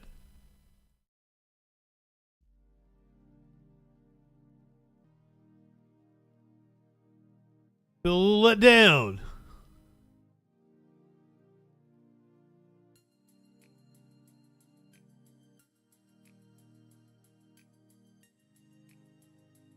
You want to hear, let's hear what a neighbor of the shooter who almost killed Trump has to say about him. I think we've also got a classmate speaking out. Investigators from multiple law enforcement agencies are focusing on a home in Bethel Park, Pennsylvania, just south of Pittsburgh. It is where the suspected 20-year-old shooter lived. Investigative reporter and anchor Megan Schiller of CBS Pittsburgh is here. Good morning. Good morning. This is about as close as we can get here in Bethel Park this morning to that gunman's home. Hey, Megan. If I step out of the way, look at all the law enforcement that is gathered down the street at the stop sign. If you hang a right, the gunman's home is right there, a few houses up. They have all of the roads blocked surrounding the home of the 20-year-old shooter right now. Secret Service and the FBI zeroed in on the home last night and are conducting an investigation into his background, speaking with his family and other contacts. Now, we were here as law enforcement swarmed the neighborhood about an hour south of Butler, where the rally occurred yesterday. I talked with one resident in the area who said that she heard a knock on the door in the middle of the night. She was told that she needed to evacuate and she would not be able to return to her home until noon today. When they came and knocked on your door and told you to leave the house, what did you know at that time? Anything? Nothing. It was a state of emergency. That was it. And then I started hearing rumors shortly after about there being a bomb, which was just confirmed when I went to the Bethel Park Police Station and asked them what the hell was going on. What did they tell you? They said there's a bomb in the house, and that's why we can't get there. And they said the earliest that we can look at getting in our house is going to be noon. So the Bethel Park... Wow. 2 officers from Bethel Park Police confirmed that there was a bomb in the house. And now whether or not there was actually a bomb inside the shooter's home, still not confirmed. But we were told by Bethel Park Police that they were investigating a potential bomb threat around the gunman's home. Now we want to show you video here of the shooter where he appears to be graduating and accepting his diploma on stage from Bethel Park High School in 2022. He was a registered Republican who previously made a small donation to a Democratic-aligned group, $15 donation at that. At this time, there are no links to any foreign terrorism. The shooter is not well known to law enforcement here in this area of Pittsburgh, and so far, no motive released by the FBI. John? Megan Schiller, thank you so much for that. We want to turn now to Samantha Vinograd, a former Homeland Security official and a CBS News contributor. Sam, thank you for joining us. Okay, let's start with just the same question I asked AT. What are the list of questions on your notepad of what you would want answered based on the facts as you know them right now? Hey, didn't she play Deb on Dexter? Two lines of effort underway. The first is the investigation into the perpetrator himself. In a press conference last night, law enforcement did not rule out the fact that this individual did not act alone. So I am keen to hear whether law enforcement believes that this threat has been totally neutralized and that there are not other co-conspirators. At the same time, there's also a need to have an independent investigation into the intelligence and operational failures that led to this moment. If this individual was not known to law enforcement, investigators are likely still looking into whether he made concerning statements to his family and others, and if that was or was not known to law enforcement and why, and what security protocols the U.S. Secret Service had in place, what led to their determination on the extent of the secure perimeter, and again, what their command and control structure was on the ground at the rally to communicate information about tips and to send law enforcement to investigate them on the ground as soon as possible. In terms of rallies or events like this, and we have two conventions this summer, but over the last few years, give us your sense of how Homeland Security officials, Secret Service officials have had to change the way they cover these kinds of events. How much further out the perimeter has to be, how much more seriously they have to take threats because they are more numerous, but also that they can lead to this. Just give us a sense of the pre-existing condition with respect to political violence before this event ever happened. Before this event ever happened, we were at an unprecedented high when it comes to political violence in this country against candidates and officials from both sides of the aisle. Are you sure about that? Context, though, John, which is the U.S. I always hate, like, do you remember the fucking 60s? Well, I guess you don't. I don't remember the 60s, but I learned about them. Do you remember the 20s? Do you remember the 1890s? We used to have politicians would beat the shit out of each other on the floor of Congress. Secret Service does not pick the sites at which candidates rally or where conventions are held. All that they can do under the best of circumstances is protect that site. I hate revisionist history. So we don't know if the U.S. Secret Service, in this case, in a large open-air field, warned that this site was not wholly protected.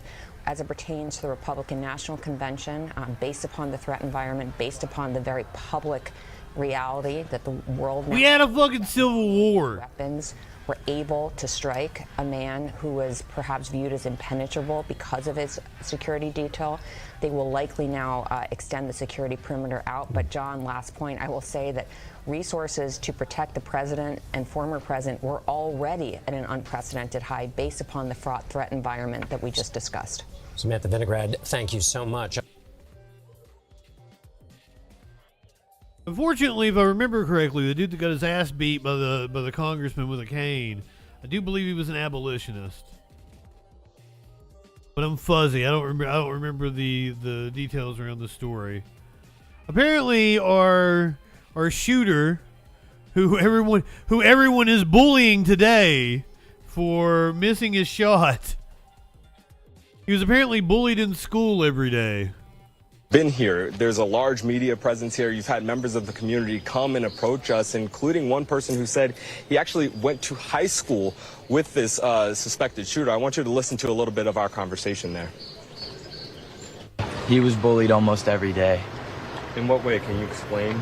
I mean, he would sit alone at lunch. I mean, he was just an outcast, and you know how kids are nowadays, so they're gonna see someone like that and they're gonna target him because they think it's funny or whatever. So it's the best way I can describe it. And it's honestly kind of sad. Like, I don't want to say this is what provoked it, but you never know. Yeah. You said he was a loner? Yeah. I want to say he was a loner more because he was quiet, but like he was just bullied. Like he was bullied so much. So much. And this was high school? Yeah. What did they, do you remember at all what they said to him or called him? No. He was just made fun of, I guess, for the way he dressed or his appearance. That's what he was saying. He said that he was actually in the class before or behind the suspected shooter here, and we have some movement here where you hear an ambulance or a car horn. Excuse that background noise. But one thing that we also heard from that conversation is that when we asked what he was bullied for, what this shooter was bullied for, he pointed to his clothing. Apparently, according to this person who says he was a classmate, the shooter would wear military style clothes or hunting clothes regularly as he was at school. So we're still learning a lot more. We can tell you, isn't that pretty common? Go in and out of the scene here.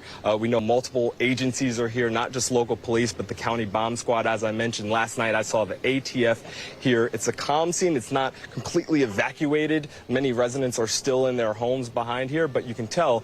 Oh snap! What's going on? Of this investigation, as we learn more about this suspected shooter, who again, from what we know and from public records, does not have a criminal history, not a large social media presence. So there's a lot more information that folks are looking to learn, Tom. Thanks for watching. Shut up, Lester. Breaking news and top stories on the... He got me good that time. I was not expecting it.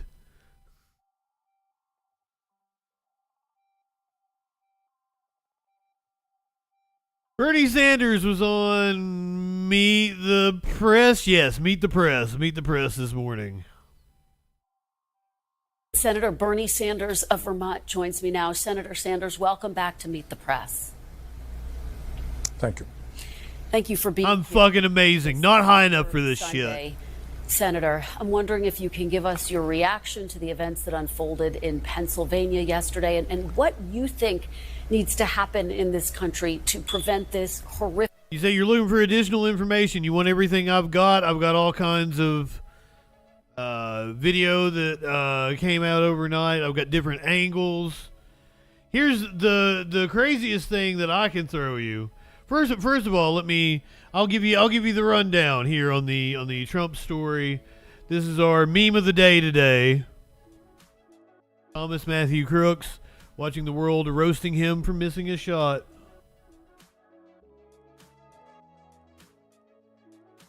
One of the wildest things is this picture where you can see the bullet that grazed former President Trump's ear. This is amazing to me. Apparently, the shooter was dead on. Trump just turned his head. Benny Hill.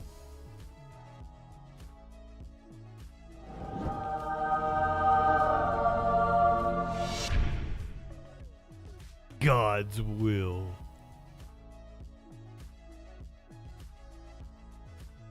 Let's see what else we got here. This is the flip side. A lot of the footage from the rally that we saw yesterday was from the front. Came across this video that was posted from the back. Probably 20 million people. And you know, that's a little bit old, that chart. That chart's a couple of months old, and if you want to really see something that's said, take a look at what happened.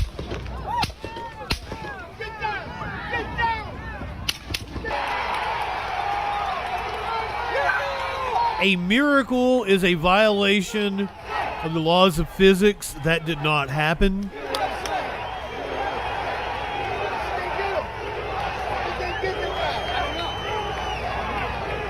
I love the people who are like, it's God's will.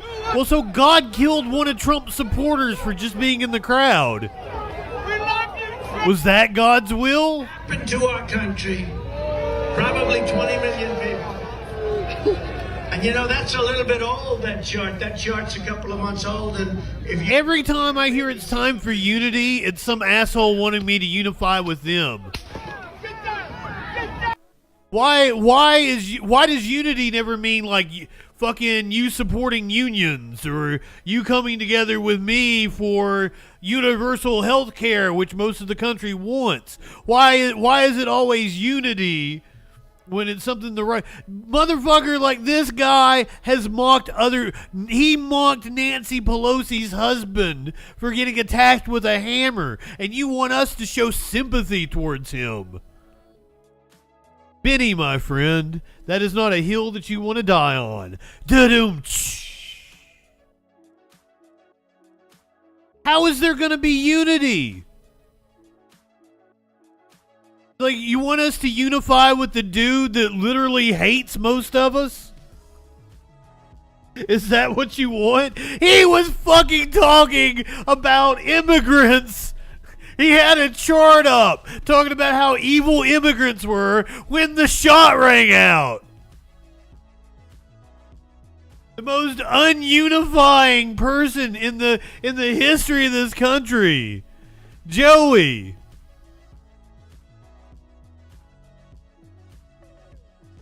Benny, most of us wanted him to get shot. How do you not realize this? We all believed the world would be a better place had Matthew hit his target yesterday. And the dude, like, you're coming in here being like, oh, we need to unify around the man who almost got shot, who mocked Nancy Pelosi's husband getting attacked with a hammer. So you want us to have sympathy with a man who has no sympathy for anybody else. At a time when we're being like frog marched towards fascism. Fuck all the way off, my friend. If you want unity, you come unify with us. Help us tax the billionaire class out of existence. Or maybe even raise the boards on the billionaire class.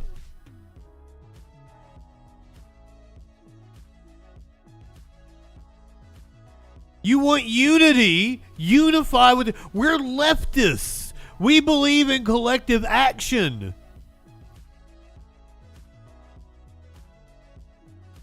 Bernie Sanders will meet the press this morning. Welcome back. Independent Senator Bernie Sanders of Vermont joins me now. Senator Sanders, welcome back to Meet the Press. He ain't sacrificing shit. Holy shit, Benny. Are you a dumb fuck? Trump is not sacrificing anything. Trump is literally doing it for himself, his own self-preservation, because he knows if he does not win the presidency in November, his ass is going to prison. It has nothing to do with us. He don't give a shit about you. He don't give a shit about me. All he cares about is enriching himself. How dumb are you? Wake the fuck up. As a conservative, it's getting harder and harder to not look like a... He's not serving anybody but himself, Benny. And he wouldn't be on his fucking yacht. He'd be in prison. Do you not understand that? Do you not understand that he is a criminal?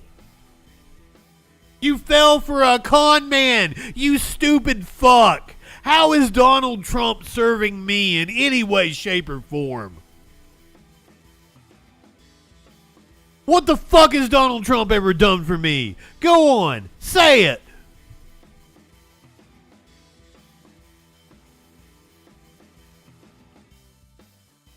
I'm not high enough for this shit. On this somber Sunday, Senator, I'm wondering if you can give us your reaction to the events that unfolded in Pennsylvania yesterday and what you think needs to happen in this country to prevent this horrific, completely unacceptable act of political violence from ever happening again. Well, Kristen, thanks very much for allowing me to be with you today. For a start, I think everybody in this country, no matter what their political views are, wishes former President Trump a rapid and speedy recovery. Wrong. Mourns the loss of innocent lives and those who are wounded, and understands that political violence of any kind or shape or form is unacceptable, it is un-American, and we've got to put an end to it. Ask your friend Killer Mike.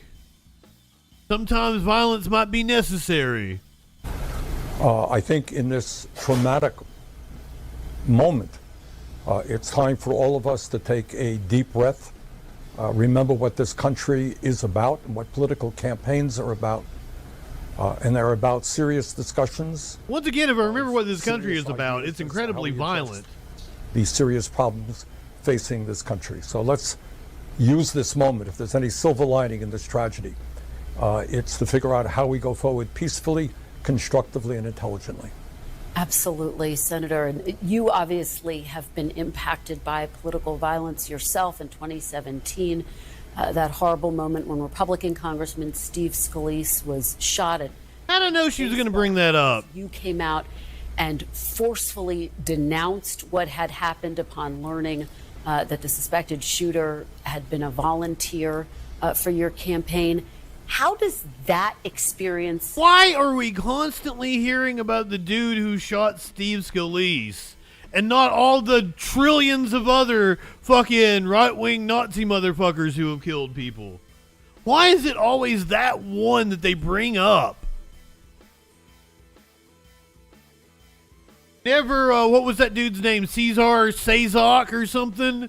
That had the crazy-ass Trump van that was armed to the goddamn teeth?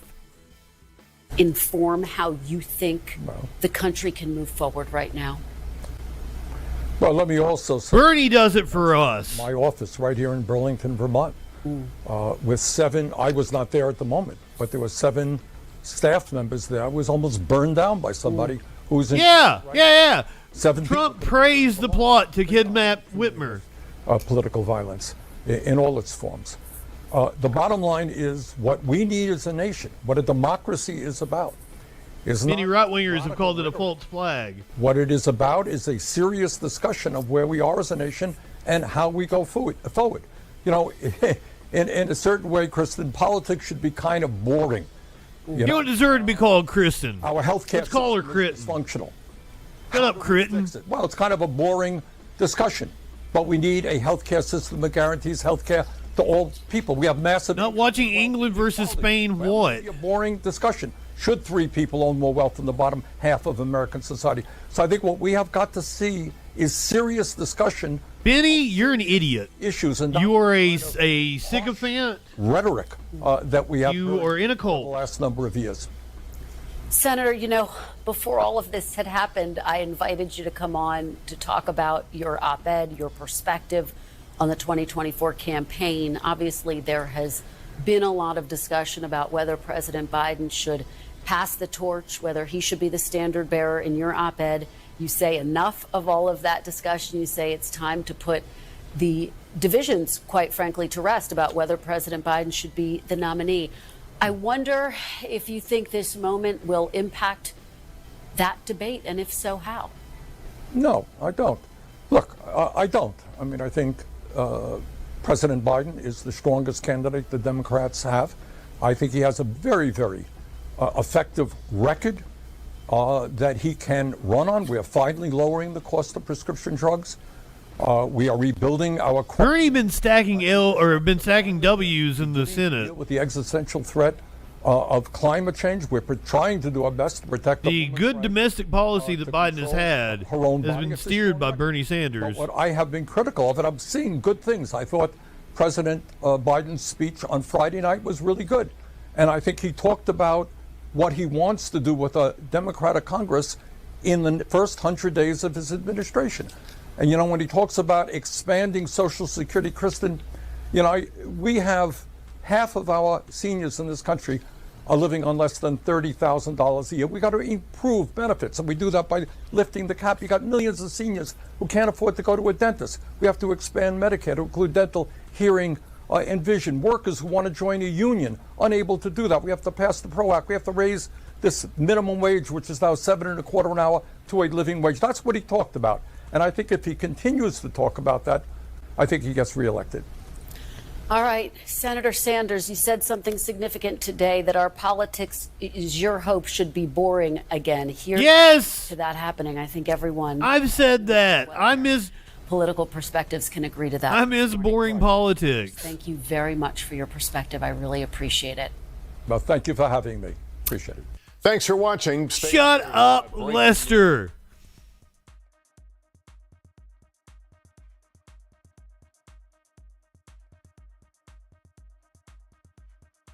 Fucking Lester.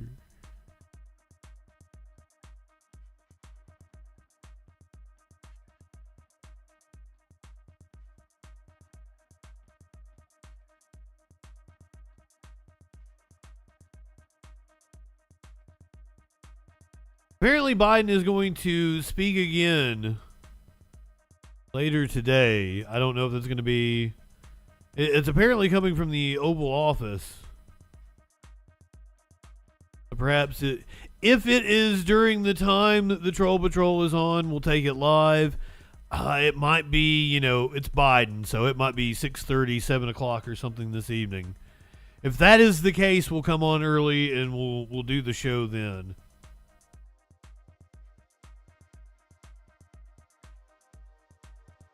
Might be a shorter one tonight because of all this shit today. Because I got some shit to do. Let's, Representative Jason Crow is one of the people that has come out and encouraged Biden to step down. We're good friends. Benny, I don't think we're good friends. As far as I know, I don't think we're good friends. Democratic Colorado Congressman Jason Crow. It's good to have you here. Good to be here, person. Margaret. Hey, Justin. In this moment of a lot of tension and some dangerous political rhetoric, I wonder what you're thinking this morning and your message to Americans. Well, I condemn in no uncertain terms the violence against Donald Trump. That type of violence has no place in America, no place in our political discourse. We settle our debates and our differences through political discourse. You know, I want to acknowledge the emotion, though, that we're all feeling, that America is feeling. It's heavy. It feels like we are on the precipice of something right now. I know that. So now is the time for us all to recommit to uniting and coming together as a country. I think about my own background. I come from a conservative family. Yeah. I fought with Americans from every background. We can come together. Check out his socks. Do great things and unite. I believe very strongly in it. I want to talk to you more about that, and it's an important message. We're going to do it on the other side of this break, though. We'll be right back. You just introduced him. Welcome back to Face the Nation. We return to our conversation now with Democratic Congressman Jason Crow. Right before we went to the commercial break, you used the word unite, the importance of the country uniting. The Democratic Party has been fractured publicly in this debate up until 6 p.m. yesterday. That's where our political conversation was. Warlord wouldn't say I'm good friends with him. At the top of the ticket. Has that conversation ended? The Democratic Party has not been fractured, Margaret. I want to clear up this misconception about disunity or fracturing. The Democratic Party is a healthy, robust organization that has honest conversations, that talks about things publicly and responds to the concerns of the American people. No, he wouldn't. That's what we do. That's always what we do. That is the opposite of what Warlord would say. Disunity, that's not a sign of weakness, having conversations and responding to people's concerns. And that's what we did yesterday. A group of us that represented some of the toughest districts in America had a robust call with the president to voice our concerns. Toughest districts, you're saying, because re-election campaign prospects are getting harder for Democrats in the last few weeks in the wake of that debate performance by Joe Biden. Our reporting has been that there were other Democrats on that call who told the president point blank that he would lose key battleground states. What was your message to the president? I ask tough questions of the Cat Jim. That is my duty and that is my responsibility to the Coloradans that I represent. Right? But I want to be really clear that President Joe Biden has been one of the most effective national security and foreign policy presidents in generations. And I have and will continue to stand by that record. And I've been one of his fiercest advocates. But campaigns are different. Campaigns are about messaging those wins. They're about talking about the vision of the future. And if we're being honest with ourselves, sitting here right now, that message is not effectively breaking through. So the tough questions are, what is going to change? How are we going to change that message or that approach to that message to break through and win? You got to start with the man in the mirror. Consequences are too high. You got to ask him to make the change. Up until... Speaking of which, you're a congressman. You got more power than I do. 6 p.m. yesterday when everything changed, there was a lot of focus on this, and there was reporting that it was a very heated phone call and that the president actually got very direct with you and personal. Is that accurate? Listen, this is a tough... Specifically with Crow. Right? There's a lot at stake. Emotions can run high on every side. I don't shy away from that, by the way. This is not about me. It's not about my emotions. But so I embrace those conversations. Was not open to the message you were providing to him? I bet. The president heard our message very clearly. And in fact, he promised to come back to us with more information, to address our concerns and to answer our questions. And that's the process we're going through right now. In the coming days is answering those questions. We don't have a lot of time, but we do have some time to answer those questions, have that tough debate, and that's what we're going to do. And then we will decide together the best path to go forward.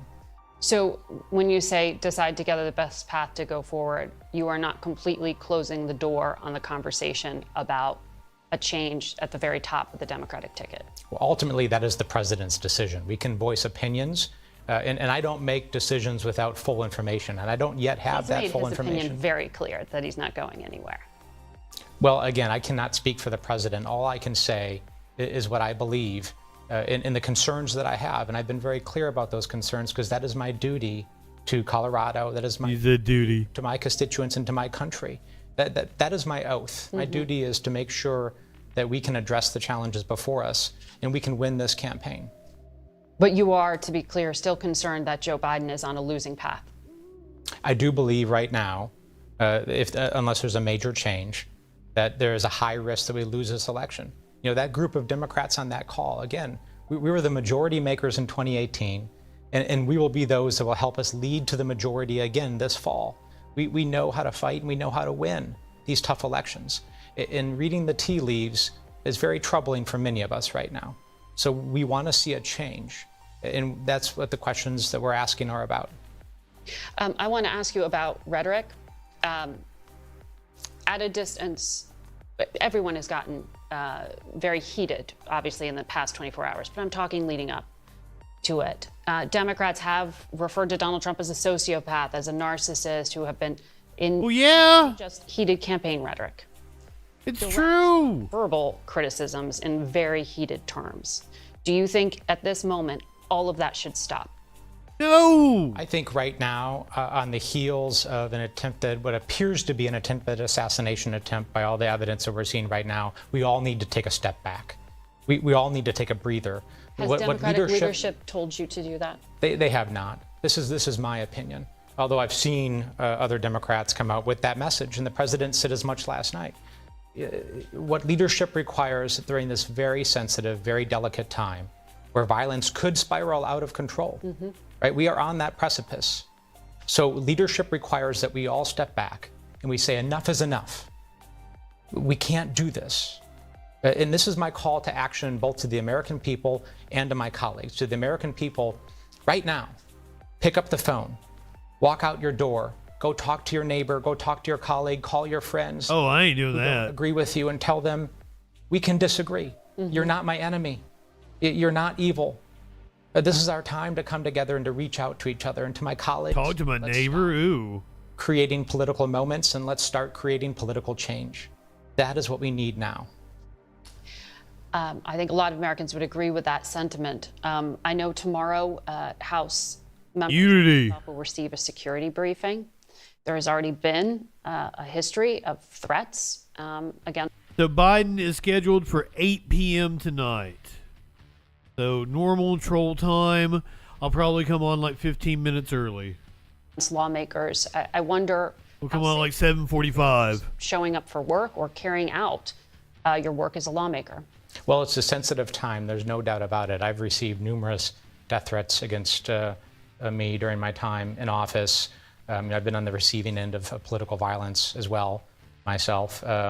That's why we all need to. He's going to be in the Oval Office tonight, so. Be vigilant and very careful right now.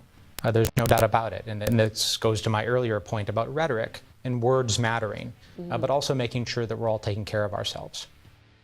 Jason Crow, thank you. I think the younger ones get it, Mox. I think you're right. There was a podcast called Pitchfork Economics, and it was an economist that was basically saying, you business people need to start acting like the pitchforks are coming for you, because if you don't, the pitchforks are going to come for you.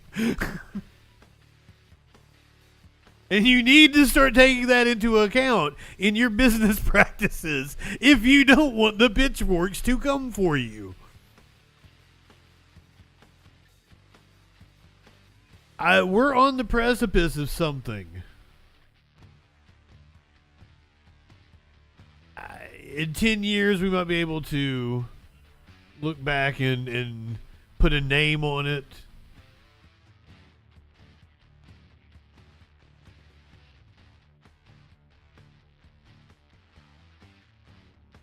I'll save that for tonight.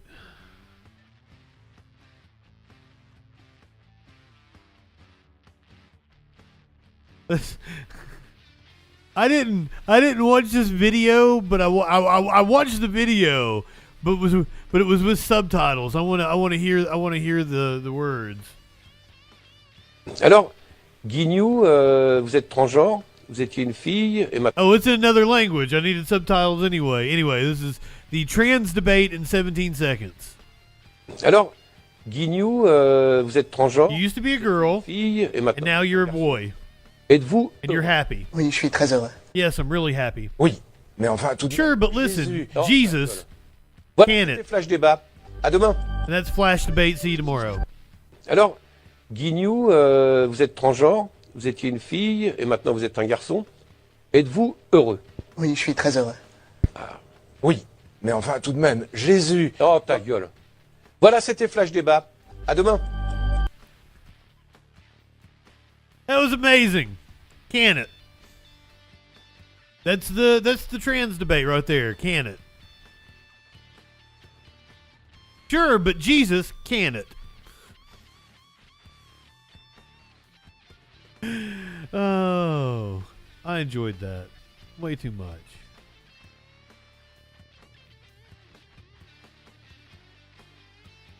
What'd Destiny do? Why is he trending? Was he up all night on speed? Talking about Trump?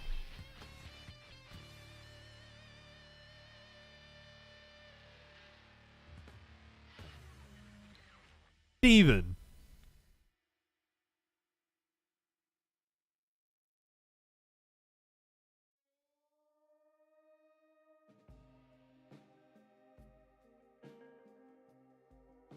You never heard of Destiny? Consider yourself lucky. He's on speed.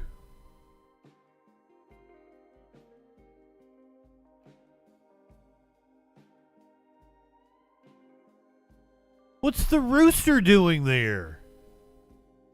Well, there's... Oh, no. I have questions. The monkey is wearing pants. The rooster is so well... That's the most well-behaved rooster I've ever seen. The cat looks like it has a headset on.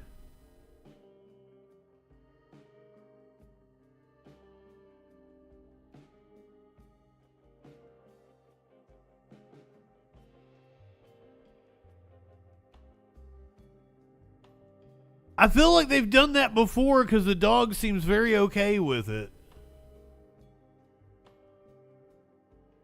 They cut a hole in the pants for the monkey's tail to come out. Or is it just hanging out over? No, there's a hole in the pants.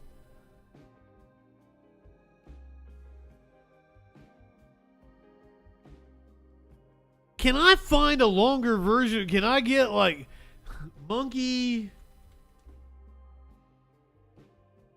dog rooster?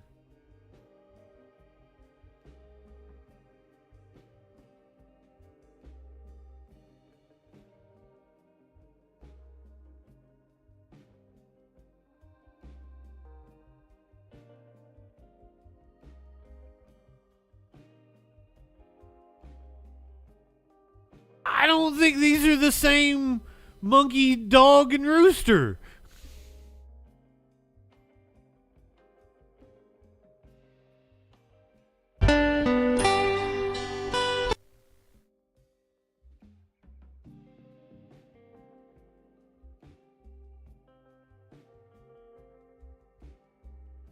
That's a different monkey, dog, and rooster, isn't it? What? That monkey's making out with the rooster.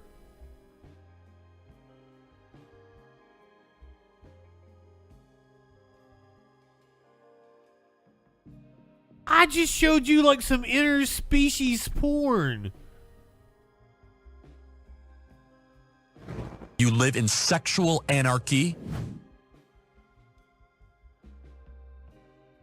And it's a different dog, monkey, and rooster from the monkey, dog, and rooster I just showed you. I don't know if it was consensual, to be honest with you. He just kind of grabs that rooster.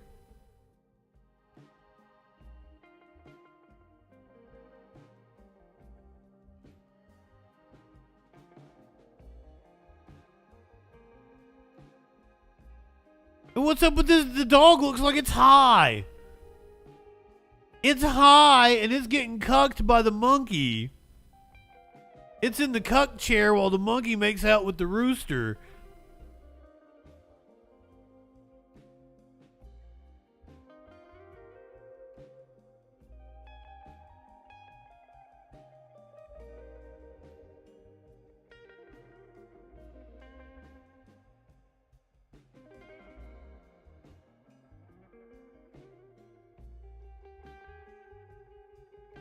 I don't even know.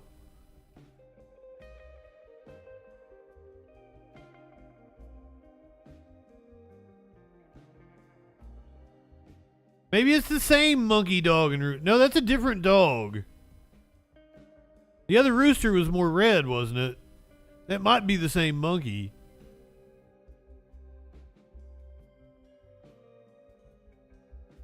Completely different cat. Don't even know where the cat came from.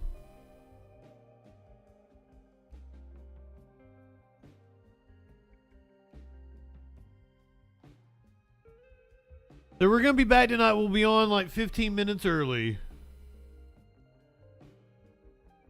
to meet up with Joe Biden at 8 o'clock.